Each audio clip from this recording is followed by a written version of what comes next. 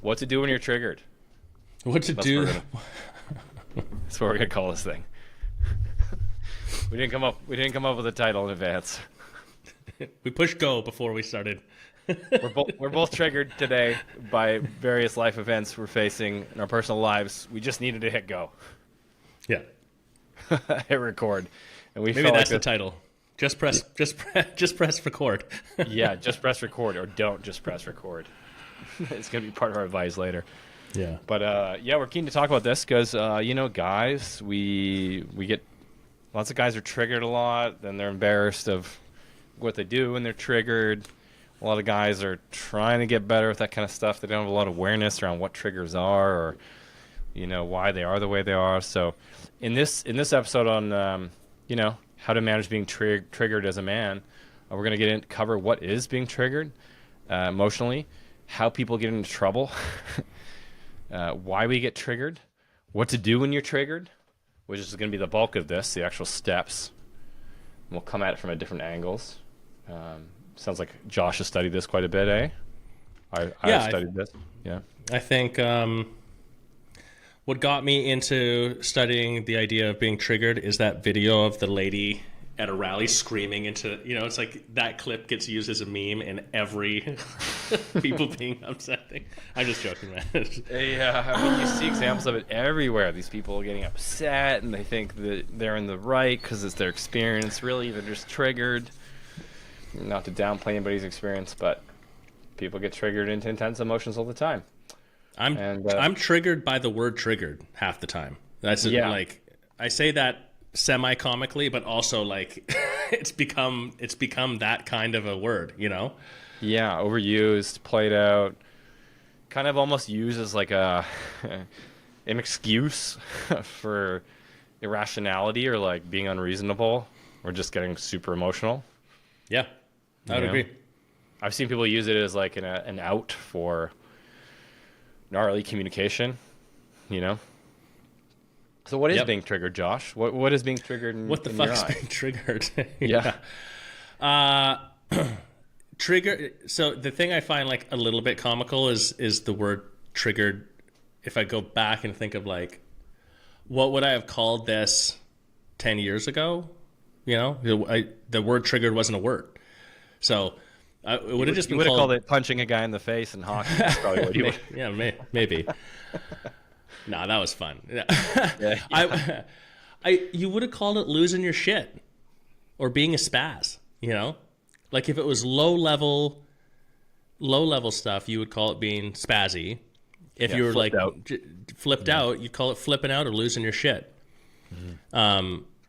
What's changed where the word trigger comes in, and I'll go back to your question in a second, is now the person who's saying it has changed. 10 years ago, 20 years ago, if I'm losing my shit, I wouldn't sit and be like, I'm losing my shit, Sean. Like that's unlikely. You would say it to me. You'd be like, Josh, you're losing your shit. Or we talk about it in third person. Man, that guy was losing his shit. Mm-hmm. Whereas now the person who's triggered is the primary source of saying it. I'm triggered. It's an interesting change in my mind. Yeah, it is. So what's triggered is for me personally, for myself, I would define triggered as having a visceral, emotionally charged response to something. Yeah, I think that's a good, concise definition. And I too have been annoyed with this change because I think what happened is the word trigger, as positive psychology became more popular in like the 2000s and 10s and 20s, it's certain people latched onto that term and then kind of abused it. It's like, oh, there's a new way for me to avoid having to take responsibility for my actions or communication, because the mind's always trying to dodge that, right? It doesn't feel comfortable to admit responsibility and admit you might have been a little worked up or something like that. And so now, I was triggered, not my fault, I was triggered, you triggered me, your fault. So I think that's what it's turned into. I would define getting triggered as having a disproportionately large emotional response for the situation that's right in front of you. Yep. I don't feel like, day to day, like being on the phone with the bank and the voice message comes on that's like, hello, sorry, we're expecting higher than normal call, or we're experiencing higher than normal call volumes. And it's like every time they say that, and then they say it'll probably be 20 to 30 minutes, and it's an hour and 45 minutes. Like, being frustrated in that situation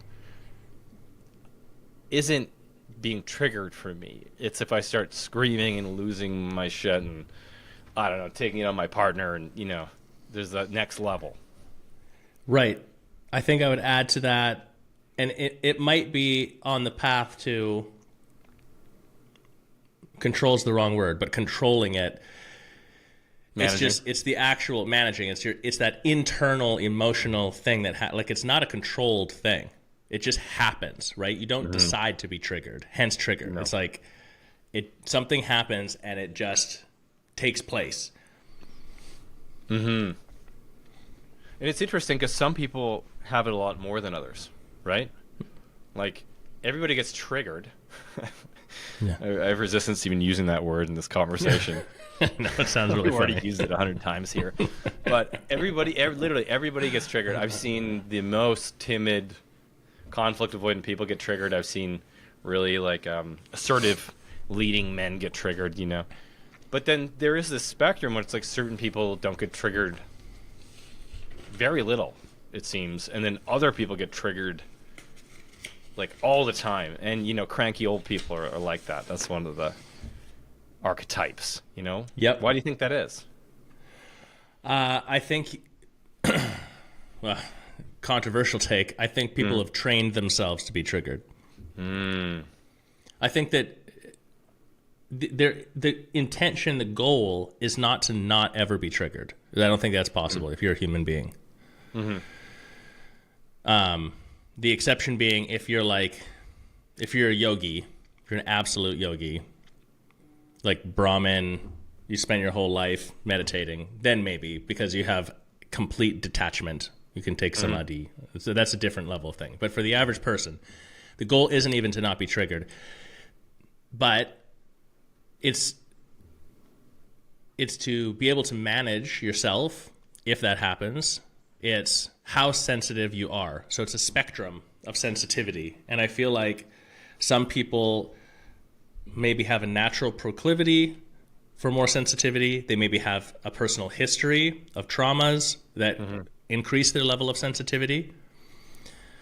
But I think that we're in a cultural moment where also it's like there's a name for this and I can't remember what it is, but the more something is a conversation and the more it takes place. It's like where attention goes, energy flows. Wherever you focus energy, it will expand.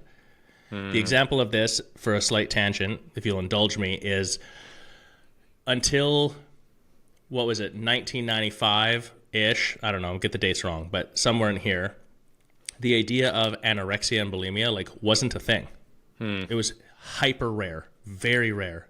And then it suddenly went on like Oprah and became a normalized conversation. And then the cases of it in the United States went through the roof, like 10,000% growth over the next 10 years.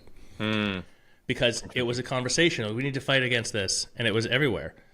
So there's some studies that are talking about the idea that it's like it planted a seed. So people who maybe had a proclivity to end up leaning into that, and what happened, I think triggered is somewhere in that category, like culturally right now as well, where because it's been a normal word being used and abused, now it's people are paying attention to it and are using it for themselves and are thinking it. It's like, yeah. And I think that has, for some people, heightened their sensitivity to being triggered because their brain is looking for it. Now they know what to look for, so they're looking for it. And they haven't gone through doing the work on how to deal with it. Yeah. There's no responsibility for when they are triggered. Right. Because it's almost like calling alcoholism a disease or something, which is another controversial take. It's like, yes, but also, there's responsibility there. And you got it or you don't, so you got to learn how to manage it or suffer the consequences, Yeah. It's the same thing here. I would take it even one step further, Josh. I would say that it's not that people are even choosing to do that. It's that people are set up. Certain people are set up by their parents, by gnarly stuff that happened to them, big T traumas, little T traumas, painful experiences past, and also just like modeling patterns of processing things. So certain members of my family, for example, like they get triggered, they just direct that at the next person that's around them, like 100% of the time. You know, so that's my default, and I've been working on it, but like that's in there. So if you were to observe me versus some other people that might be a bit more emotionally moderated, like it would look like, wow, Sean's getting triggered a lot. And I would say that, yeah, that's true, and it's because of how I was brought up. Yeah, I think going back to like where does this come from? What's the proclivity? I think in my mind, the three core elements of it are every individual person has a certain level of sensitivity. Every individual person has their own history. And culturally, we're in an environmental moment where it's a conversation which brings a lot of conversation to it. I'd say the fourth thing in that list, too, is just this like filter that we all see the world through, which is like that we adopt from our parents. You know, we got their voice in our heads. Yep. And that becomes our voice. And that we perceive everything through that lens. So perhaps, you know, that'd be number 4. Culturally, yes, all those things you mentioned, but also like it's like our software is set up to run certain scripts when we have stimulus come in, you know? I would, for me, I categorize that in like your history, right? Yeah, that's part of the history, yeah. But that's a more articulate, like a more detailed way of looking at it, which I agree. I didn't, you know, again, as a like subtle tangent, I wasn't sure, it wasn't that long ago, 5 years ago, I was like, I'm not sure I actually believe in generational trauma. I was like, that's not a thing. Like my brain couldn't figure it out. 180 degree flip. I'm like, absolutely, like fucking absolutely true. It is so absolutely correct. I just didn't understand it. This triggered thing that we're talking about relates to what you're saying, that I like that analogy of the software where it's like, yeah, if your brain's an AI, your AI has been trained by your parents and by your experiences, you know, to it's like, react in a certain way. You like, let's say there's one little line of script in that software that your parents passed down to you that says, if anybody brings anything with any whiff of criticism, snap, get angry, get defensive, you know? Yeah. So it's not just the events as far as the history, but it's how you interpret similar events moving forward, which is the software piece, which is the mind, you know? Yeah, I think what comes to mind, maybe this is jumping us ahead a little bit, but what's coming to mind for me right now is the result of this is you react. That's the software. The hardware, like the way that the human brain works is that it's searching to create specific situations, and it doesn't have any judgment of good or bad, right or wrong. No. Like it's just solving for safety. It's just solving for winning, basically, you know, and efficiency. So that's how it sort of like misappropriates these lessons. Like, oh, if I freak out and then get what I want, it like learns that and then says, we should do this again. Oh, yeah. Totally. And you saw people in your household doing that, freaking out and getting their way. And so then that becomes your default strategy before you're even in an age where you understand any of those concepts. And then that sets the direction of your life, unless you learn how to manage it, which is where we're going to be talking about here today. And let's quickly talk about what the issue is with non-understanding, being triggered, and this stuff. What do you think the problem is? Like, where do people get themselves into trouble? Yeah. Guys especially. I think guys especially. Well, no, I take that back. It's everyone. It's everybody. It's everybody. It just looks a little bit different. There's some stereotypes here, but, you know, guys probably stereotypically, I know I'm like this, end up in anger. And just I think the two places that I see and have experienced it being very problematic is one, when you're triggered and then you are so non-self-aware that you don't realize the impact you're having on everything around you and everyone around you. So And well said. the result being not what you want, and then you feel like the world is against you. And so like that can really negatively spiral you if you get stuck in that too often. Yeah, that world against you part being an outcome, it's true. I can relate to that so much. And I see that in people that are close to me where they outburst because they're triggered. And really what they want is love or safety or closeness, or to have their feelings acknowledged. But because of the way they approached it, now people pull back even further. Yep. And they feel like the villain. Yeah, I could see how that spirals. Yeah, I think many men, especially as you get older, absolutely as a parent and husband, I think it's very relatable to have that feeling of being the bad guy, of being the villain. Yeah, I feel that. Yeah, I right? feel Like that. as a husband and father, I feel like I'm the Wreck-It Ralph in the family. Where like I'm here, and then when someone asks to lay down the law or whatever, like I'm the one who's gonna do it. Especially with my oldest, who, you know, like I'm not physical with him, but his physical stature is such that my wife couldn't physically move him if she even wanted to at this point. And since that's happened, their dynamic has changed. And it's something I've observed that I find fascinating, because it's not the same with me, because if I had to physically move him, I could move him, you know? There's a Not difference not for much longer, but there is a difference, you know? But yeah, I think, so creating this environment outside of yourself where like it's this like negative self-perpetuating world against you scenario. And then I think the other thing about being triggered is that negative spiral itself. So how does someone get to a place where they're like depressed, for example, or where they're thinking about suicide, or where they lose their marriage, or where they act terribly as a parent, right? Or even just like loss of self-hatred. Like, how does that happen? And the triggered part is a component of this, for sure, in my mind. Because where you get into trouble is you might even know that you're triggered, even if that's not the word, but you don't know what to do with it. And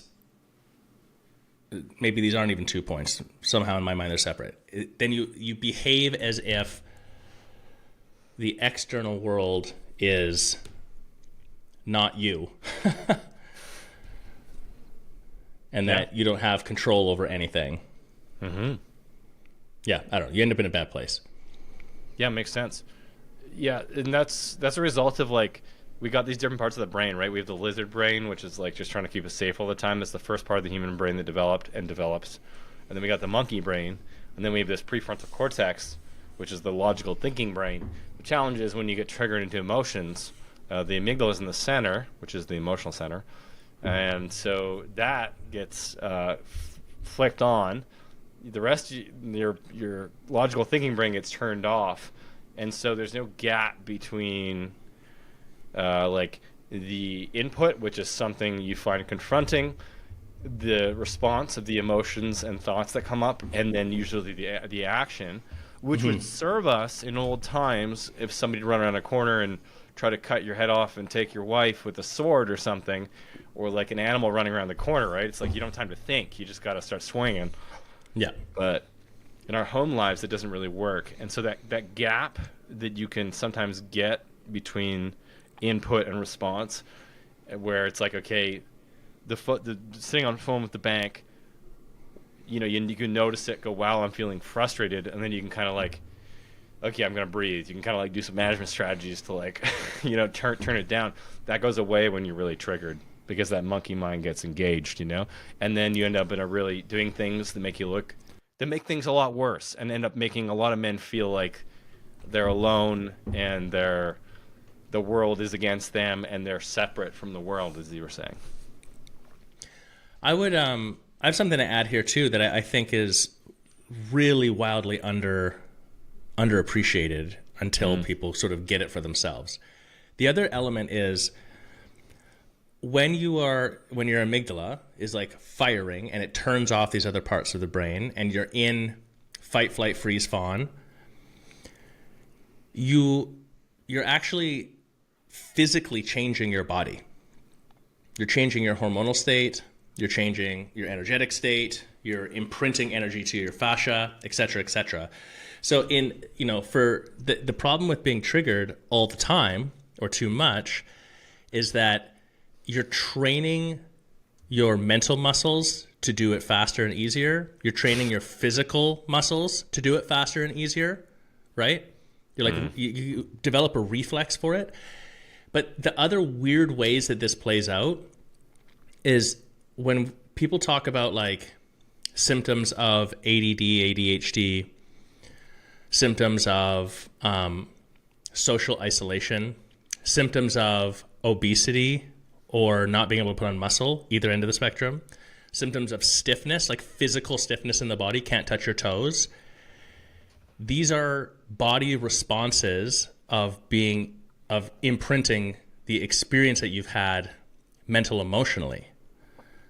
So if you're triggered all the time, like those are the other things that happen. Here's the proof test, right? Do you know anyone who is smooth, mobile in their body? They have good range of motion in general. That you would call them physically fit. They have no problem running. They're athletic. They don't have to be like extreme. And they look, this is a weird one, but they look good. They're an attractive person, right? Mm-hmm. Think of someone you know that's like that, and then tell me, are they someone you would categorize as someone who's triggered all the time? Very rarely. I can't think of anybody. I might have come across one or two, but generally no. Generally no. I'm sure there's an exception. Mm-hmm. Right. Versus someone who the controversial take, someone who we find ugly, someone who moves in a certain way that you're like, I can't put my finger on what it is. They move in a weird way. Someone who has like a rigidity to them. It's harder to make a connection with those people. You might not dislike them, but like there's a connection barrier for you unless you're also like that. Because those are subtle signals that our subconscious brain picks up on that tells you that person has a heightened state. That's really interesting observation, Josh, and I trust your observation with that because you're around working in the yoga industry. You're so around so many legitimately healthy people, and then people that are trying to be healthy. And I've now that you mention it, I haven't really thought about it, but I've observed the same thing. Yeah. It's not even. It's more just a commentary. I mean, the physical body and the mental body and the emotional body, like they're not disconnected. These aren't separate things. No. They're all connected. The point being, what's the problem with being triggered? You could take it really, really pragmatically and just say, like, if you want to be in really good shape, like physically fit and healthy, being less triggered, it would be good for you. Yeah. Across the board. Every category you look at it, it's going to be better. Every category. Yeah, it's going to be better for you. And there's another part of this that I've heard referenced by psychologists as the well of pain. So you mentioned the imprinting, about how that affects your nervous system and this and that. Yeah, and in medical textbooks, it's talked about how we all have these, exactly what you said, fight, flight, freeze, and fawn response. I'd love to come back on that and have you define what that is. Actually, define what that is now, Josh. Yeah, I mean, I think fight or flight is always a conversation. It's the idea of you corner an animal and if it's scared, it tries to run away, or if it can't run away, it will fight. But there's also shock. That's the freeze part, where like you quite literally are just frozen. That's the in shock, which that one was I've experienced that a few times in my life. And That's a tough one. As a man, my experience of that has been very difficult, because then afterwards, the self-judgment that comes behind that and the shame is fucking hardcore, like scary hardcore. And then the fawn part is the like giving up. It's like the giving into the situation.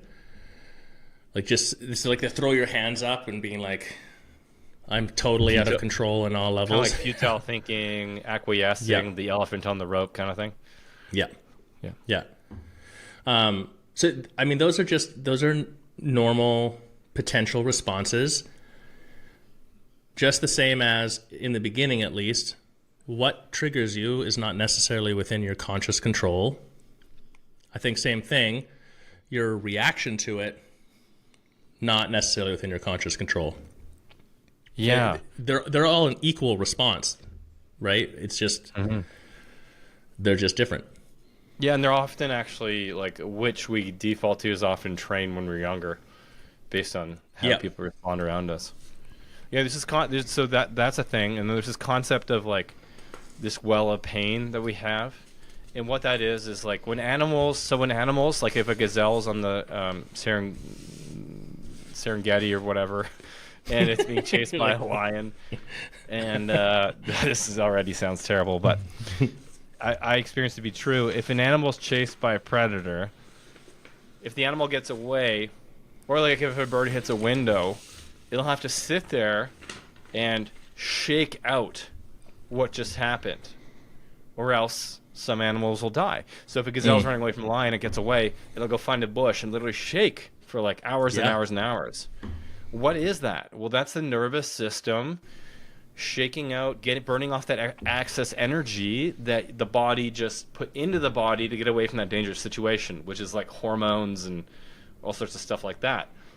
The challenge is that if we don't move that energy, which is one of the strategies for dealing with these things, moving the energy, it'll actually get imprinted into the nervous system, the fascia, exactly what you said before. And so, of course, none of us have made it through life without these experiences where we got to move that energy. Sometimes we were in public settings, sometimes it was with our parents and we were young and we couldn't say anything back, otherwise it would get worse. So we all have these wells of pain, and those things get these old wounds and they get poked at. By situations that come into our lives. And for everybody, those wells of pain around different topics. I've got one funny story. So I've been cheated on a couple different relationships. So like that's a bit of a sore spot for me, right? But for other people, that's fine. I was once at a party and a guy, we were making tax jokes, and a guy looked like he was about to cry, and then you guys are assholes, and walked away. Turns out he was being audited because he hadn't filed his taxes in like 8 years. And he's had all these issues with the IRS or whatever. So it's like, where we get triggered, how we get triggered is different for everybody. But we all have these different wells of pain from these past experiences where we didn't get to express that energy, and it got imprinted into our nervous systems. Yeah, I think about it sometimes. I don't know where I got this analogy, but if the in your physical body were guitar strings, I know just because you play guitar as well. And each string then gets tuned, so it's a certain tune, and it's there, but the guitar string is there, and it's not doing anything. But then when someone plucks it, then it vibrates and lets the sound out. That's the trauma is what it's tuned to, and the trigger is someone plucks it, I got a lot of different notes in me. I don't know about you. I got like... I'm like a 100-string guitar. I was going to say it's an 87-string guitar, but 5 necks. Yeah. I think, the fight, flight, fawn, freeze, to go back to that, I think what's interesting about it is fight being like anger, frustration, flight, avoidance or withdrawal, or like literal flight, running away. Freeze is like the paralysis, inability to act. And then fawn is, I couldn't remember what the detail is. It's like people pleasing. People pleasing would be an example of that. It's avoidance of conflict completely. Yeah. Mm-hmm. Always folding, always caving, which is different than freezing. Freezing's like... Right. Like literally can't do anything. Yeah. Yeah. Fawning is more like just giving up. And So I think that there's probably a proclivity based off of previous experience for most people where you land in a certain situation automatically, but also you move through these reactions. Like you might start by fighting and then end up in flight and then freeze and then fawn. that's true. Right? Like Good point. from the same situation, like if it keeps going. That's And interesting. thinking about like polyvagal theory, there's sort of this escalation that can happen where we talked about this in a previous episode, I think a little bit first as well. Like when you're well balanced, you can easily engage, you can stay calm, your breathing is good, you move easily, and then you move into fight or flight first is the theory. That you actually get into this like adrenal response, ready to go state. And then if you don't deal with it at that point, then you go into the freeze. Going back to the gazelle shaking thing.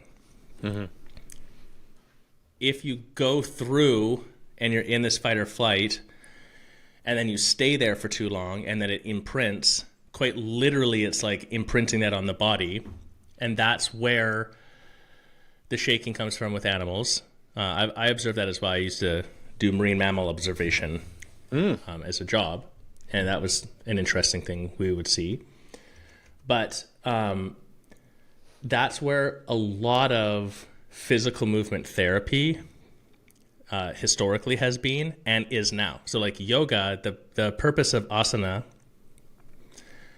at first was to condition the body for meditation, is the theory, the interpretation. But then it becomes, it's not conditioning the body physically, although yes, as well. It's conditioning the body mental, emotionally. And it's gaining control over the body. It's gaining control over the autonomic nervous system. So things that are just happening automatically, it's being able to become conscious of them and control them. And the path to do that is getting rid of the automatic reaction to something. So if someone has a lot of trauma, it will be difficult to move in certain postures. And there's entire philosophies on like what a posture even means, and why like a hip, why would your left hip not move right, or your right knee, or whatever, you know. Yeah, I've seen that a lot. I've seen lots of different people have like, why is it that my friend has a nagging hip, and then I have neck issues? You know, Right. Yeah, makes sense. Crash course. Left side of the body generally is feminine energy. Right side is generally masculine energy. Your external body connects to your internal body, so your chakral system, and also your spine is the core of all of that.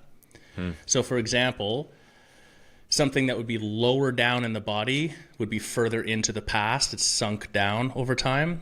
So, let's say you have like a left knee that is really bothering you and you can't really explain it. That could have something to do with a past relationship with something feminine. Interesting. Because the knee connects to the heart chakra, hence the relationship part. So does the elbow. You have a sore elbow that has to do with the heart chakra too. Cool. Your shoulders are how you show your public self. Your hips are your private self. So someone with a lot of issues in the hips might have more internal dialogue to be dealing with and unpack. Someone who's got a lot of shoulder stuff, it's more about how they are judging themselves versus the external world. Neck is like the weight of the world on your shoulders, but like right now. Whereas low back is like the past pain that you've had to go through. That's fascinating, because I have noticed it in my own experience that when if I have an achy neck, or if I have like shoulder injury, if I breathe into those things, often there's different emotions behind them. Like there's different flavors to the feeling of pain, you know? Yeah. That's really interesting. I have a friend who does TRE, traumatic release exercises. Yeah. And if you've never heard of it, anyone listening, and you want to do like the most easy, passive, yet effective thing ever, TRE is it. It's kind of, you literally like lay down on the ground and shake. And the first time you do it, if you haven't done stuff like this before, like it feels fucking crazy. You're like, this is weird. Like we're like literally just shaking around on the ground. Yeah. You know? But it comes out of what we're talking about, which is these imprinted things in the body, like the shaking is to get that moving and out. Emotion is supposed to be energy in motion. Yes. So when you have trauma, it's when you are taking it on and trapping it. So you have to get it in motion again. Makes sense. Yeah. Yeah, that's going to be one of my points as far as what to do with this stuff, because I've delved deep into I wouldn't say TRE, but I call it somatic meditation. Yep. Where you meditate into the feelings in your body, and often, it can bring up shaking and stuff like that, which is the nervous system shaking out the trauma. No different from that gazelle. Side note, by the way, while we're on the topic of fight, flight, freeze, and the nervous system trapping emotions and energy and shaking out, the best book on this is Waking the Tiger by Peter Levine. If you haven't checked it out, this is where all the he outlines a ton of research around this and explains that all this stuff that Josh and I are poorly paraphrasing. But fantastic resource. When I read that, it just took the pressure off my shoulders, because I was like, oh, it's not just me, like this is just normal. It's not my fault. I'm not weak. I'm not wired wrong. It's just how I was raised, and then the nervous system. The human body's funny, like hiccups. We do have these defects that don't really help us in certain situations. Like the human body's not perfect. One of them is the nervous system seems to hold on to this energy, and then when you find yourself in a similar situation that reminds you of that difficult situation, that energy's poked at. Yeah. And it comes out. Simple as that. So, yeah, TRE. That's a great suggestion, Josh. So let's get into the big stuff here, like what to do when we're triggered. That's what guys want to know, right? It's intense, it's overwhelming. I don't like. What does it feel like to you in the moment? To me, it just feels like when I'm triggered, it's like tunnel vision. Like logic and common sense goes away. This emotion is completely dominating the movie screen of my consciousness. Yeah. I feel like I'm in the right. Like, yeah. 100%. So righteous. But I'm touchy about it too. I'm defensive. Yeah. I could play victim if it doesn't go well. How about you? Yeah, I relate to everything you're saying. I think for when I'm very triggered, there's an irrationality for sure. And then also for me, if it gets too extreme, it feels like everything is imploding. Yes. My brain attaches one event that might not be that major and completely unrelated to something else, and it just like fucking spiral, like just it's a spiral. Yeah, it's like a catastrophe. My business sucks. Spiral. My marriage is falling apart. I'm a shit father. I hate my house. Yeah, it's too hot.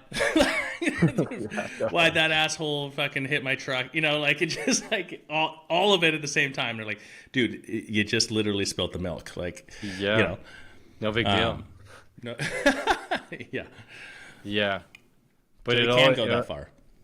But and that's a really common one for guys. And I think it's because a lot of people's parents are hard on them. So you spill the milk, and then they're like, going, oh, why'd you do that? Oh no, shame, guilt, disapproval, all this stuff. And little kids don't know how to process that. So then they feel like it is them, and they feel shame and low self-worth. And so when we run into these situations where we're triggered, and you go through all those phases that we talked about earlier, then I think where it ends up in is exactly that, like kind of a shame spiral.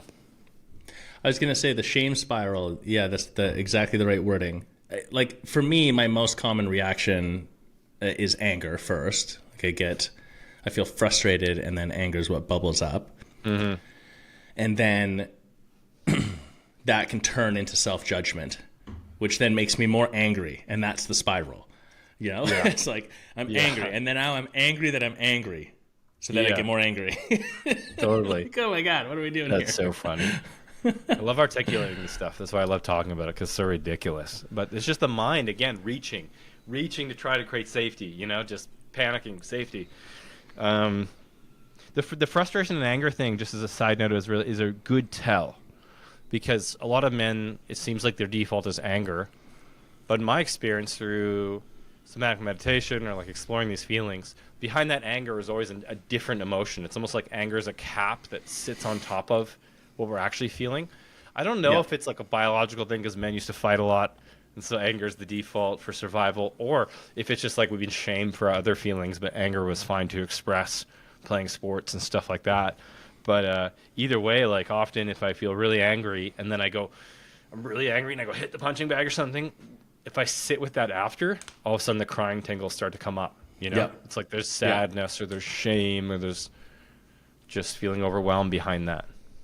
I think that like when I in therapy and stuff have unpacked deeper big traumas, losing my daughter, stuff like that. Mm-hmm. What's interesting is going through that cycle that like adrenal response will kick in first. So I'll get angry, I'll get sweaty, like I'll physically start sweating. Hot, sweaty, right? Tunnel vision. My muscles, if you were to like look at my arms, they like get vascular, right? I'm like ready to go. I'm like, we're fighting. It's a hypervigilance response. And then the next thing is like, no, sad.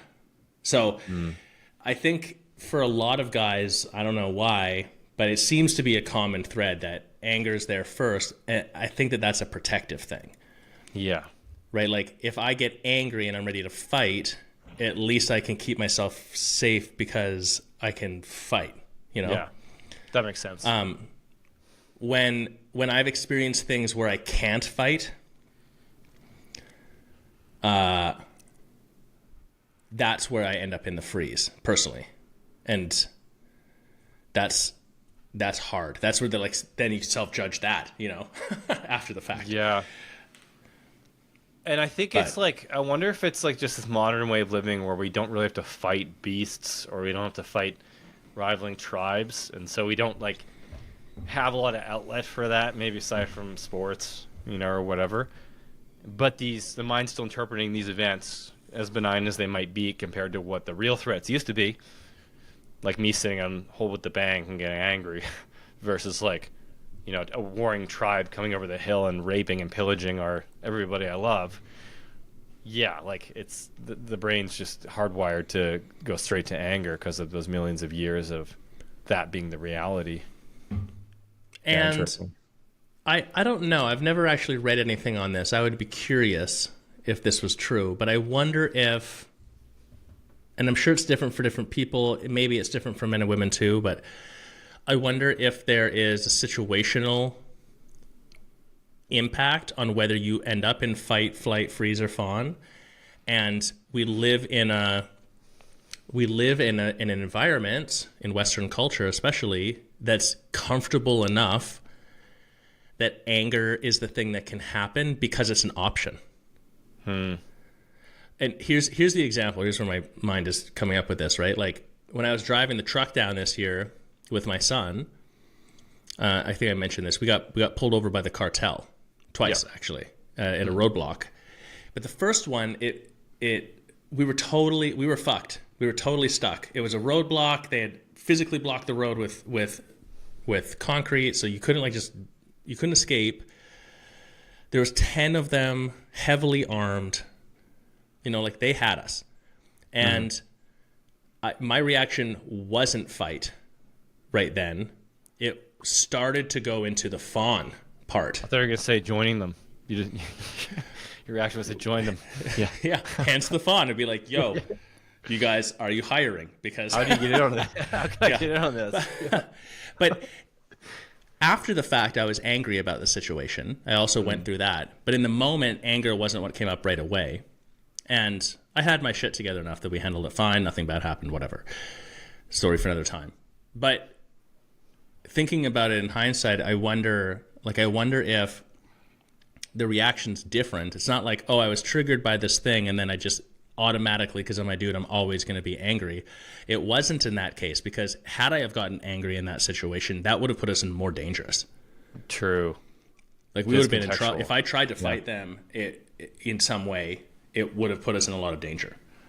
Right. So it is contextual. Yeah. Something about your mind is like, okay, anger wouldn't serve here. Right. It doesn't always do this, but maybe in extreme enough situations, it's like, okay, being angry isn't going to create safety. I'm going to take another approach. Right. Versus on the phone with a bank, freeze, that doesn't do anything. Fawn doesn't do anything. Flight. No. The only thing that logically makes any little bit of sense, which still doesn't, would be fight. Would be abuse that poor person on the other end of the line that can't change anything. Yeah, totally. Right. Or even like you're on the phone, you're like, these motherfuckers, and you're freaking out totally. And being a spaz, but like energy's moving when you're doing that. Yeah. So I don't know. Not the worst thing. Yeah, and here's another angle at it too. Like I've noticed that if anything coming at me resembles like the dynamic between myself and some of the stuff that's going on in my house, where like parent, unreasonable, and directing that at me, I'll freeze. That's my default, right? It's not anger. It's not fuck you. It's if it reminds me of that dynamic of me being stuck and like I'm not going to win no matter what happens, I'll just freeze and fawn, like almost immediately. Yeah. So it is contextual. It definitely is. Yeah, that's interesting. So what do those guys do about it, Josh? Yeah, I want to just add one more thought there to go back to sort of tie this together. So I think that it is contextual, but I also think you made me think of this, Sean, when you're talking about like, you know, what it would have been like, whatever, throughout history. I think that men maybe lack an outlet for anger, a positive outlet, so that actually perpetuates it is one. And I think, two, we live so comfortably that anger, even if it's not accepted, because there's a big war against anger right now, in my opinion, too. Even if it's not accepted, it is the most accepted of the reactions from a guy. Mm-hmm. And so we get away with it. That's interesting. Yeah, we do. And it makes sense because life has gotten so cushy. Like, life was so hard before. Just to survive, like going and getting water from kilometers away and killing animals just so you can eat and dragging the animals back. And, oh, the neighboring tribe is coming over the hill even though both tribes are struggling. It's like, you know, it's human history is pretty gnarly. And now and those are all those are outlets for, like physical outlets for energy, right? And now we don't really have those unless you're like really intentional about it. Yeah, so it makes sense that anger is shooting out all over the place for a lot of guys. Yeah. Yeah, interesting. All right, so how do we deal with it? What do we do? What the fuck do we do? What the fuck do we do about it? Somebody please tell me what to do. I remember I just saw this meme that was like, 13-year-old me, don't tell me what to do. 40-year-old me, please tell me exactly in detail steps what to do. Please. It's so true. Yeah. You can't tell me what to do. Please give me all details. Yeah. Send help. Yeah. What do you do about it? I think you go through a midlife crisis, buy a sports car and a gun, and fucking turn all the lights off and race down the highway to chase me kappas. You know, just let the energy go. Just let it shoot out however it wants to shoot out. Let the mind go. Yeah, take it just off be a maniac. Just be a maniac. Unshackle your mind. Just let it make the decisions for you. Yeah, or just fucking Netflix and eat food and depress yourself into oblivion. You know, become part of your bed. I'm saying when I was younger, that first strategy you said was more my approach. It's like go out and just chase the girls and try to be cool and all this stuff and live this crazy life. And now my approach is more like my default's more like hide into Netflix and YouTube and junk food. So you just describe me and my the maturity of the cycle of my immaturity. Yeah, I'm describing myself. You know, like I think it's a normal thing. I mean, so okay, what do you do? Obviously, well, actually, not obviously. Ultimately, you discover that those mechanisms don't work. Mm-hmm. Some people maybe don't discover that, and that's tough because I think they punish themselves as a result unnecessarily. Yeah, you But gotta get real with that, don't you? You gotta be real. Like, this isn't working. That's probably step one. This, whatever this software Yeah. is I'm running, it's not getting me the results that I want. yeah, yeah. The comment I would make on that is, I've been there at different moments in my life, and I've seen, especially in the last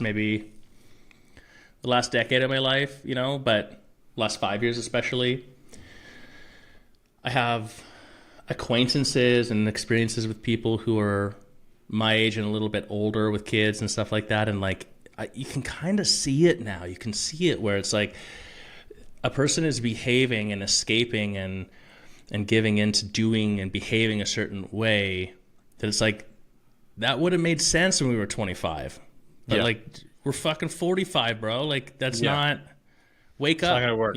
It's not gonna work. No wonder you're depressed. Like, that's not gonna work, sort of thing. So no judgment, just that's like the self pep talk is like, what was your wording? Like, running a different program. Yeah. The four steps of what to actually do, in my mind, is number 1 is awareness. Number 2, self-regulation. Number 3 is expression. Number 4 is do the actual healing work. But the big one being, first off, awareness. In yoga, the crux of the entire philosophy of everything is awareness above everything else. And even in business, as a coach, I end up having this conversation a lot with people where if we had to define like what is the number one problem in a business for the business owner, it's a lack of awareness. Because awareness about whatever the thing is has to be there. It's non-optional. You must become aware of whatever the thing is first before you can even start to do anything. So the triggered part, I think, is step 1 is awareness, really being able to, like, noticing that you're triggered, which my experience was when we say something like that, my assumption in the past would have been like, I should notice it like in real time. But in the beginning I couldn't. And like, I'm not perfect at this either by any means, but in the beginning I couldn't. I could only look back afterwards and self-assess and be like, oh, that's what happened. Like, so, but then in doing that, then you get closer and closer. Like, it was like painful to look back at myself, be like, I shouldn't have done that yesterday. And then it's like, you can do it an hour afterwards. And then it's like, you see yourself doing it and you still can't stop it. But like the closeness of the awareness to what's happening to the moment of now, that gap tightened for me over time. Yes. Interesting. So step 1, awareness. In the moment, that's hard because you're so fired up. You're in this experience. To me, it feels like, and the only way that I've been able to get awareness in the moment is to get my foot in the door between the situation and then the response is to take a couple of breaths. Like, that's really it. Like, it's kind of like in the movies, when a car goes into like the water and the car's filling up and somebody's thrashing against the door, but they have to stop to take like a couple breaths out of the top, like sip some air. Like, that's what it feels like to me. I'm triggered. Oh wow, these emotions are welling up. What do I do? Okay, 5 breaths. And then I'm like, and then I have the capacity to engage that frontal cortex a little bit. Like, okay, what's actually going on here? What am I feeling? What? And then I can bring awareness to it. So my interpretation of what you're saying, like, I agree with what you're saying. To me, awareness and then self-regulation, the bridge between them is quick. It's a small bridge. The awareness part, the thing that I find fascinating is like this sort of work on yourself helps to take you down the path of questioning like the true nature of reality altogether in my mind, because awareness creates a scenario where at some point you see yourself experiencing something, but then you observe it. You take the position of the observer. I'm like looking at myself as I'm angry and knowing that I'm angry as I'm angry. So then the question is like, who the fuck is that? Who's looking at me angry? Which means I'm not my anger. Bingo. That's fascinating. So the awareness part, I think, is weirdly empowering. And that, to me, is then the next step being the self-regulation. Yeah. Which there's different techniques. I think we should discuss a couple, but the counting part or the breathing part, absolutely. Yeah, so let's stay on the breathing is topic a huge now one. because I saw a generational trauma therapist. Similar to you, I thought that was nonsense, and then I realized, oh damn, I got some of that kicking around. You know, when I was sick, I was seeing one of the top functional medicine doctors in North America, maybe the world, and I've seen some pretty top gun therapists and whatever, and all of them said the same thing. Sean, there's really only one healing move. And I was like, what is it? And they're like, when you're triggered, no matter what it is you're doing, step away and breathe into your body and just hang out with those feelings. And I was like, but what if I'm out and about with people? Like, go into a bathroom, just sit there in your clothes with the toilet with the door closed, let yourself, excuse yourself outside, pretend like you gotta take a phone call, whatever it is, because that's gonna create the space for you to have some awareness around it. And it's also a pattern interrupt. And because if you're just constantly going into the response, you're never going to learn the lesson. You're never going to make friends with it and stop that reaction from happening. So the only way is to stop, take the focus from out here, which is usually like super tunnel vision about this problem that you're upset about or triggered about, and just like, whoa, I got a lot of tension in my chest right now. Whoa, I got a lot of tension in my neck. Wow, I feel like, whatever. What do you think about that? For just a second when you were describing it, I thought you were going to say, jerk it. There's only one solution. I will neither confirm nor deny that I've tried that, but...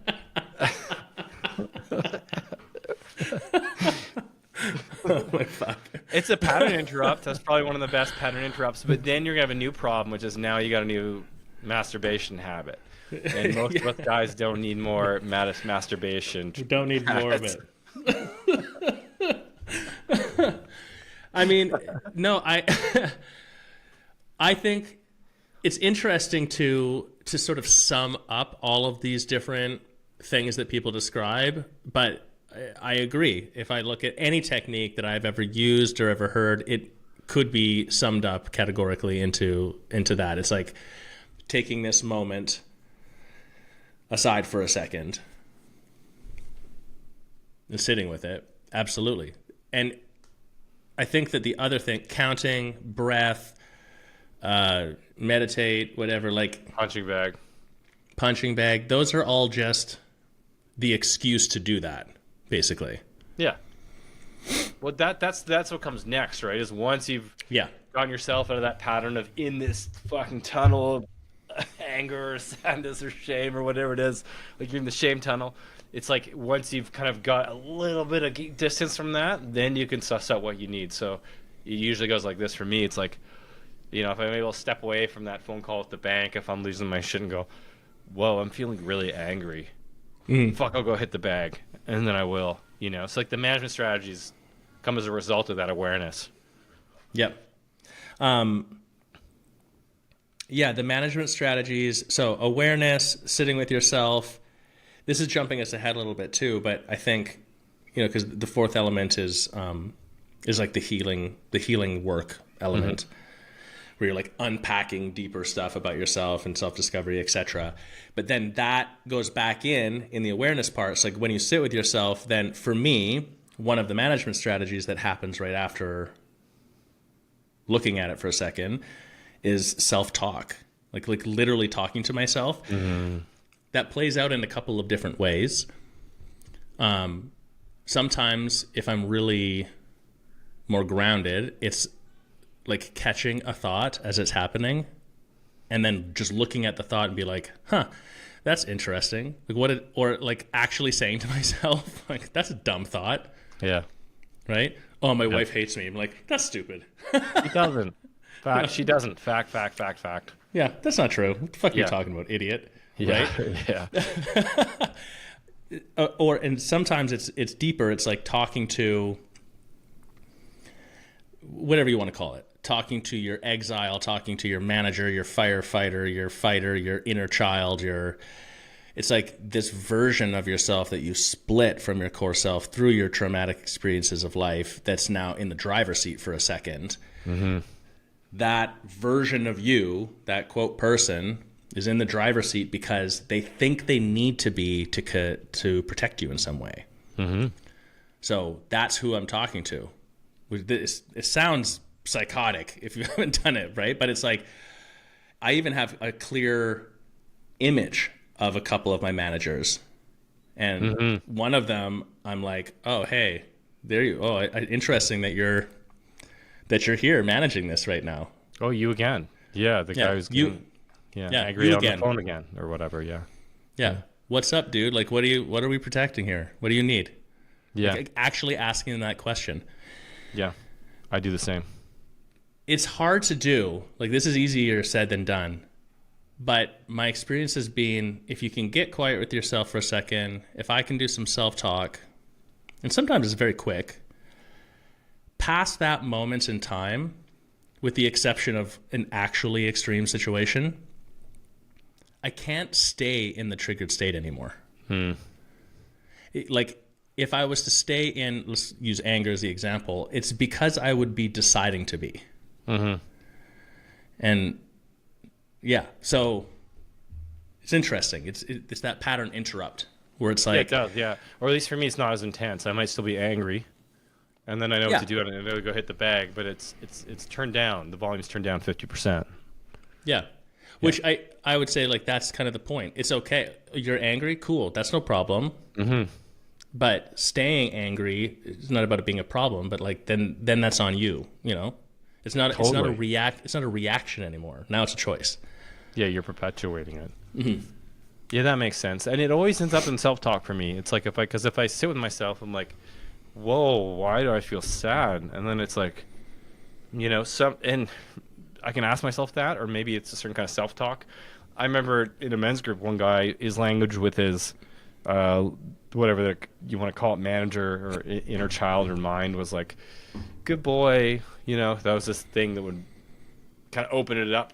Like, because sometimes those feelings, they're like capped, and they don't want to tell you. It feels like they're down here, and you're like, hey, what are you feeling? And they're like down there, and you can't get at them, and they're like scared to open up, And so he'd say, good boy, and then it would open up. And I tried that, and it didn't work for me, So like the language, the way you approach it seems like it's different for everybody. But the one thing that's in common is there's always some kind of self-talk. And I read a great book called Becoming the Kind Father, which talks about how most men didn't have kind fathers, and so you need to learn how to do that to yourself. And the moments when not only are the best opportunity, but when we need it the most are when we're triggered. Become your own kind father. Put your arm around that part of yourself and go, wow, hey, man, you're upset. Are you doing okay? Like, what are you feeling? Often not a lot will come up, but like even when I just there, a little bit of tingles down my spine right now, It's like that little boy. He didn't get a lot of that kind of talk growing up, and he's showing me that he wants it. And so that not only is a great opportunity to pan her up, but I feel like, and part two that all these kind of like experts that have told me about this said is when you're actually triggered, it's actually the number one best opportunity to get into that with those old wells of pain and those old imprintings of your nervous system, and to clear them out so that you're no longer triggered in the same way. Yeah. So like I've had some good fights with family, for example, and then I go to do some somatic meditation, and I shake a bit of this out, or I could cry a bit of this out and talk to myself and be there for myself. And it sounds so crazy, and it would probably look crazy if you filmed me on the floor shaking and crying away. But then afterwards, I'm not nearly as triggered as much in that same way that I used to be. And it seems to be fairly permanent. Like, it's not like I'm good for half a day. It's like years down the line, I encounter a similar situation, I'm triggered like 20% of what I used to be. Yeah. And I think it's because I got the opportunity, I cleared that well of pain out. So when you're the most angry, it's actually, that's a window of opportunity to actually get in there and be there for yourself. I like that. I think it's a comforting thought for me, actually, right? That like, and maybe this is a little bit related to that idea of it's got to get worse before it gets better, you know? Like the only way out is through. The only way out is through. Exactly. Yeah. Night is darkest before the dawn kind of thing. Yeah. I'm Batman. But yeah, I would say that it just makes sense to me. It's been more my experience too. But again, emotion is energy in motion. So you've got to get that stuff moving and out. Like it's got to come out somehow. And it will come out somehow. If you try to not have it come out, it's going to anyways. Yeah. Maybe just not in a productive way. I think the other thing I would add to this self-talk, because that's absolutely a component of this. And here's the two things. One would be, you've mentioned like hitting the bag or something. At least as a man, and I think I don't have any male friends that don't relate to this when we talk about it. Like physical movement, I mean like fucking hard physical movement is a massively empowering thing if you're in a state of heightened activation. And I think about when I was a teenager, my dad didn't grew up in Canada, and he's like didn't believe in paying for electricity to heat the house. So we lived in an good old-fashioned Canadian dad thing. Good old Canadian dad thing. Yeah. Don't touch the thermostat.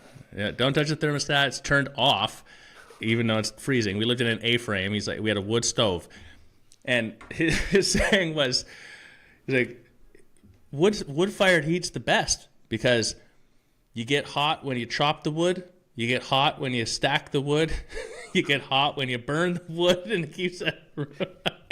It heats you like 3 or 4 times. It's the most efficient way to do it.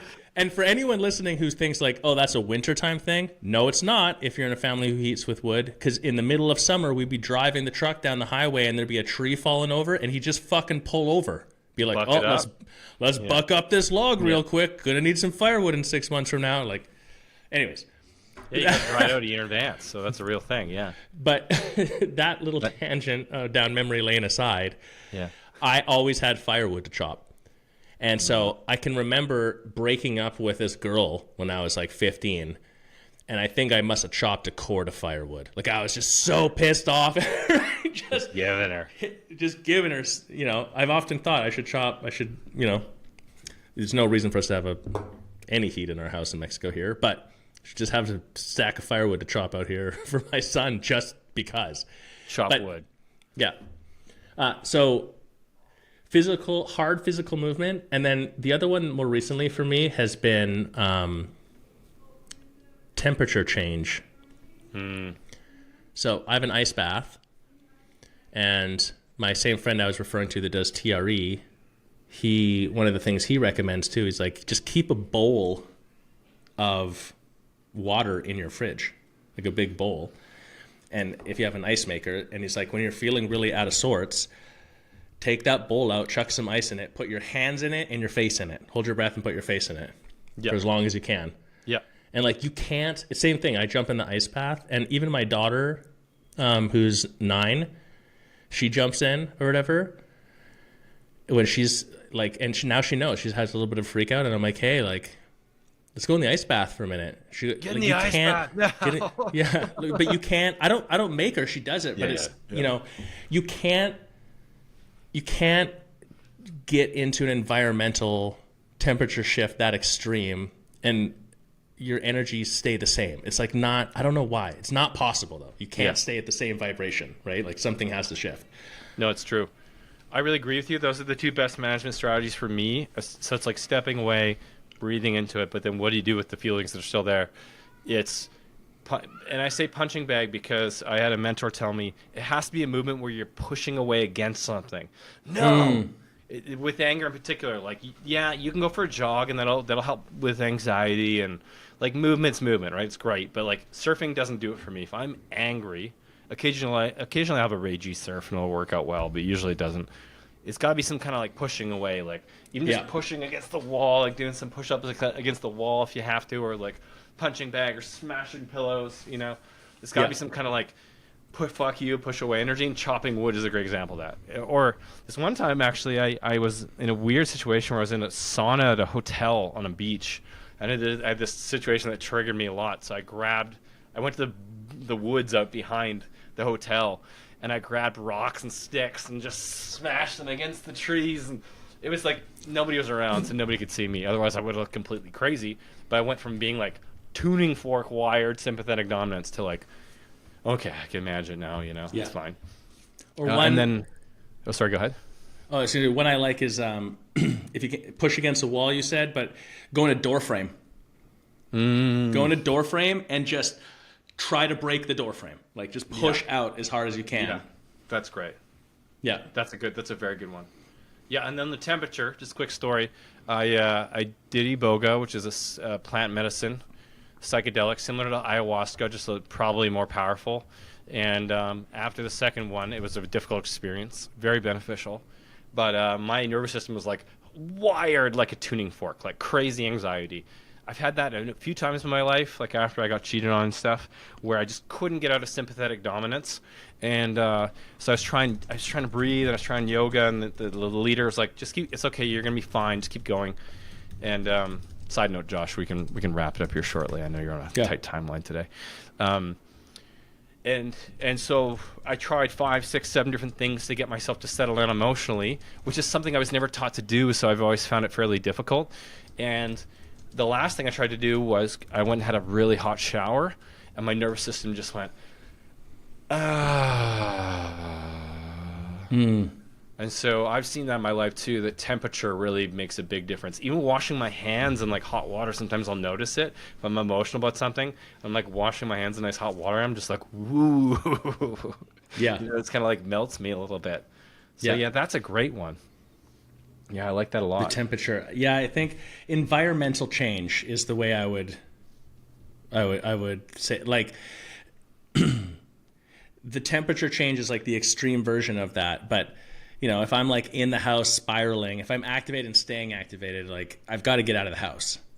Yeah, or get I've out. got to go in the ice bath, or I've got to push, or like you've got to change the state, literally your state, but like change the environment you're in. So if you're warm, get cold. If you're cold, get hot. If you're lethargic, go move. If you're Yeah, the other day, Katie, this doesn't work if I'm really triggered and angry or whatever, but the other day I was like frustrated and a little angsty about something, and Katie put on some music that I like, and she's like dragged me in the kitchen. We had a little dance party, and that completely got me out of it immediately, Yeah.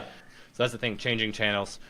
One last thing here, Josh, as well. I found it really beneficial as I was stepping away from these things, as somebody who wanted to like eliminate them, because these triggers aren't beneficial, the responses and the triggers. So I like the idea of clearing out those wells of pain, and thus far in my life, I've actually seen a lot of benefit from that, like no longer getting triggered in the ways that I used to be, becoming a happy, more well-balanced man in general.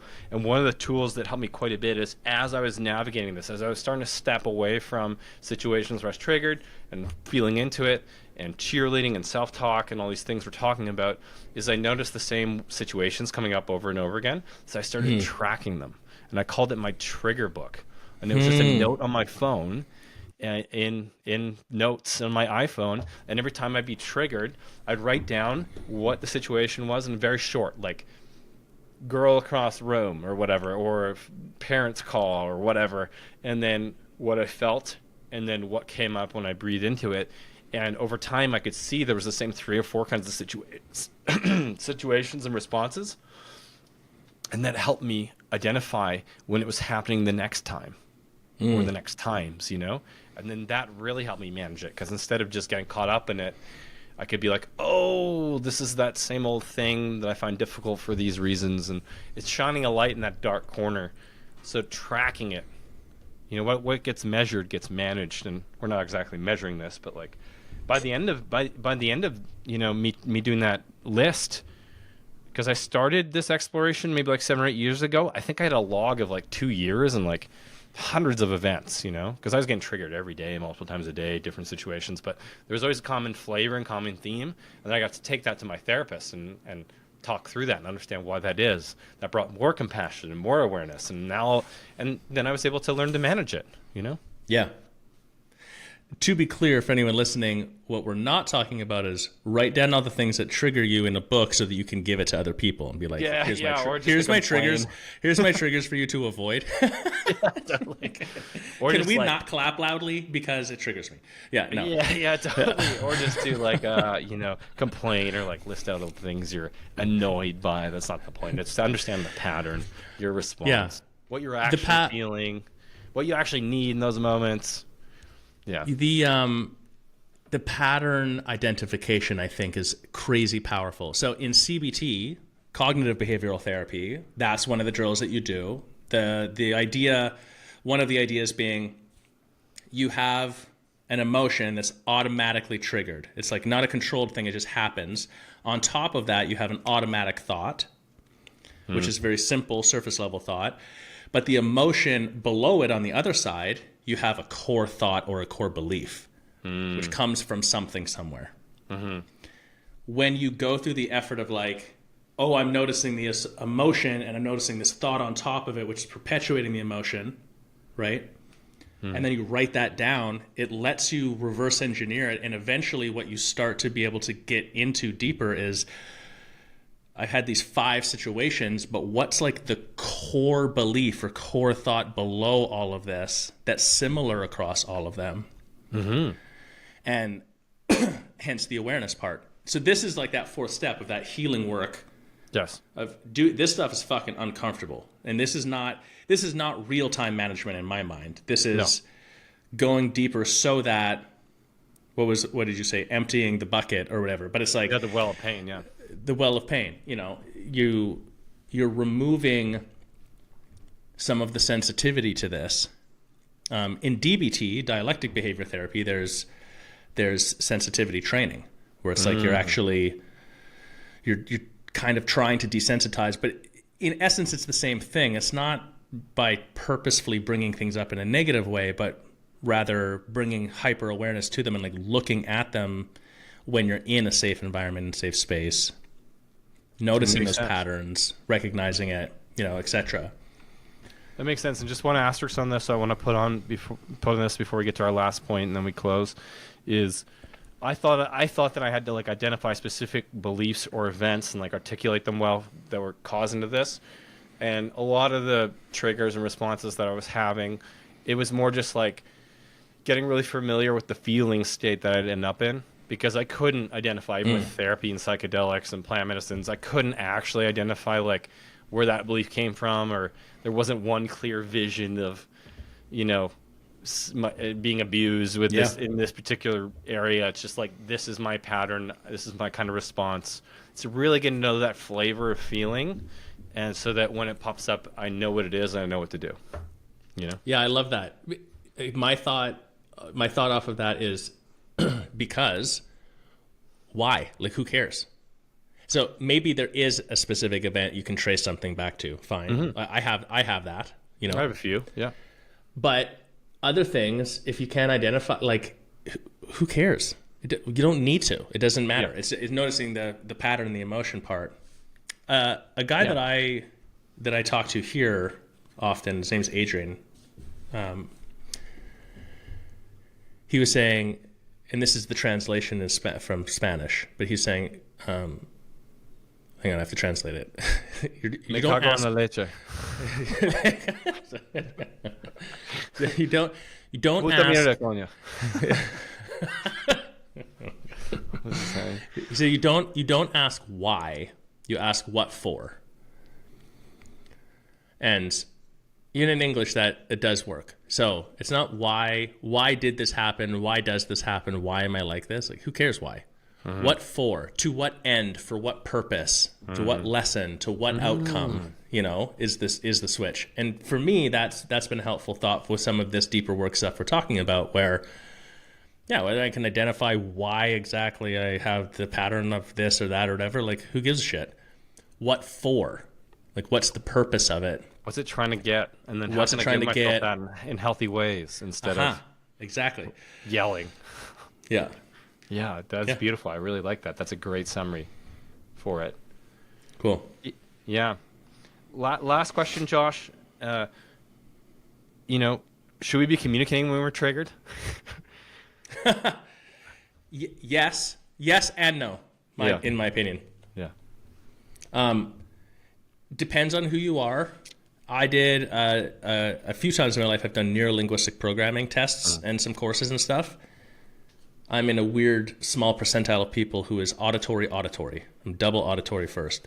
So for me, speaking things out loud is a natural proclivity I have, and it's a way for me to formulate my thoughts and to get things moving out of me. My wife is auditory last. So we have some real fun communications. Not ideal. off of that. Not ideal, but she's a writer. For her, it's I can't remember her first. It's either kinesthetic first, I think maybe. But in any case, for her, like, going through writing it out is a way for her to do that. Like, for me, it's stressful for me to have to write something. I need to talk it out. That being said, while I'm in a trigger state, talking to her is probably not or especially if she's a component of the trigger, is not productive. Bad idea. Bad idea. Bro. I need to call a bro. I need to talk to a therapist. I need to talk to myself. I need to go for a walk and talk to myself. Yeah. Right? So yes, when you're triggered, talk, but I think, like, this is the weird phone call that men don't do. And I would bet any money that most men that are a good friend of yours would agree with this statement. If you ever phone me up and you're like, I'm fucking losing it and I just need to run my mouth for a second, I'd be like, cool, go. Like, no problem at all. Wouldn't cost me nothing. Wouldn't bother me for a second. But guys don't make that call. No. So you don't want to burn you should make that call. Yeah, make that call. I agree. Yeah, I look forward to guys making that call. It doesn't happen very often, but I'm always like, number one, puts my problems in perspective. Number two, it's an opportunity for me to help you, which is going to make our friendship stronger, and it just feels good. Yeah. And so that's the yes part, and then the no part is, like, I think processing things for yourself first is a form of respect for the other people in your environment. So no, you shouldn't, while you're in a triggered state, be talking about it too much in certain contexts or environment, because then you're, like, making your problem everyone else's problem. And when it doesn't need to be. So there is some pre-processing for yourself that has to take place. It doesn't mean you're alone. Doesn't mean to shut down or bottle it up. That's not what I'm saying. But just, if I'm with my wife and my kids and I'm triggered off of something and they're involved in whatever the trigger is, they're not the environment for me to be talking about it. Yeah, great distinction. And I'll just add one thing on this, because I agree with everything you said, and that is that in my experience and based on what I've read and been told in therapy, you communicating when you're emotional, directing emotions at people usually leads to worse outcomes. So I found that if I bring any frustrated energy, and this is something I still struggle with. If I'm triggered, I bring frustrated energy to somebody, it's going to trigger frustration and defensiveness or all sorts of other stuff in them, and it's just going to make the situation worse. It's like, what outcome do I want? I want to be close to this person, or I want things to go smooth, or I just want to avoid drama. Do process first, talk to other people, not the person that's involved with the thing that you're triggered in. Yeah. Because you're going to bring emotions to them, it's going to go poorly, and then you got a whole can of other worms you got to sort through, other stuff you got to unpack, things you might have said that weren't very well said, etc. Yeah, so makes perfect sense. Anyway, we hope this helps you guys if you're triggered. Remember, there's lots of great guys out there who can lend an ear and stuff like mensgroup.com, or find a bro like Josh or myself to reach out to. And we'd love to hear your thoughts on this episode. If you made it this far, leave some comments below, and we'll chat with you soon. Send us your triggered comments down below. This episode triggered me. Fuck you, Sean. Write it down below. Fuck you and your mustache, Josh. Yeah, nice mustache. I wish I could you grow a hoser. mustache. Yeah, totally. Your mustache triggers me because I can't grow one. Yeah. Yeah, All right, guys. tell us how we Peace. triggered you in the comments below. Talk soon. Thanks, Josh.